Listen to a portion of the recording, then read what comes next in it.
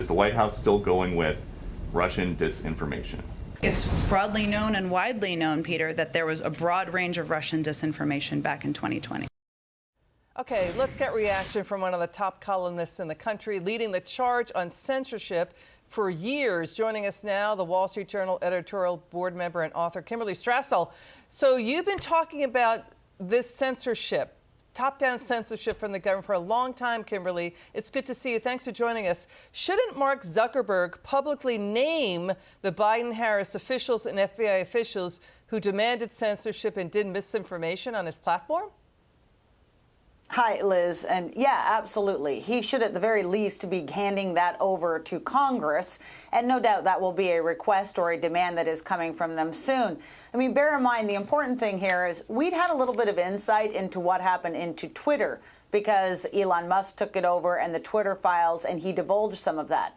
Facebook was much more of a black hole, and now we're getting a little bit of information. It's too late. Look, I do give them credit. They at least acknowledged that it happened. They also said they owned it. They also said that they were going to make sure it didn't happen again. I'll be curious to know what exactly the plan is for that.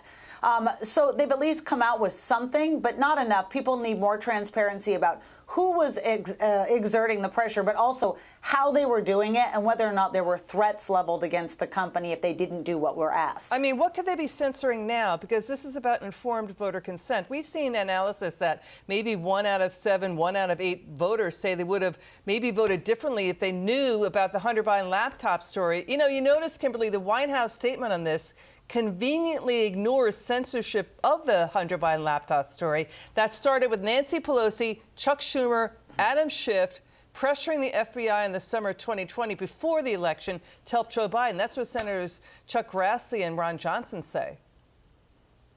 Yeah, it's very important to note that Zuckerberg actually admitted to 2 incidents here, and it's important to keep them separate because they had different problems for the country. One was he admitted that they deep-sixed the Hunter laptop story, which was incredibly awful and terrible censorship. It came obviously in the run-up to an election. That information was true. They made it difficult for Americans to see it. The second had to do with their response to pressure from Biden and Harris during the ongoing COVID issue. And that was horrific in terms of public policy because they were censoring scientists who deserve to be part of this debate and instead allowing this very elite group of Biden-Harris advisors and scientific experts to declare and define everything that was going to happen in the country.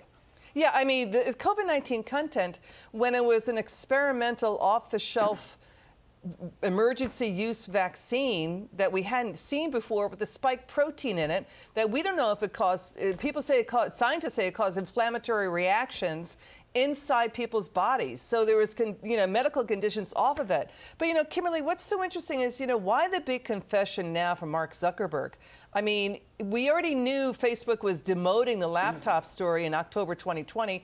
I mean, is it because Facebook and Meta are in the middle of a big antitrust lawsuit filed by the FTC to possibly force it to break up and divest Instagram and WhatsApp? Look, I think that all of these social media companies have learned some very hard political lessons over the past 4 years, which is that you can suck up to people and it doesn't give you any credit. You can stonewall other parties. It doesn't get you any credit. That you are going to make a lot of people mad. So maybe the point here is to finally just start being straight up about what's happening and not look as though you're playing politics behind the scene. I'd like to hope that that is part of the motivation for coming out now with this. Kimberley Strassel, always great analysis. Read Kimberley Strassel's columns and books. She's terrific. Thank you so much.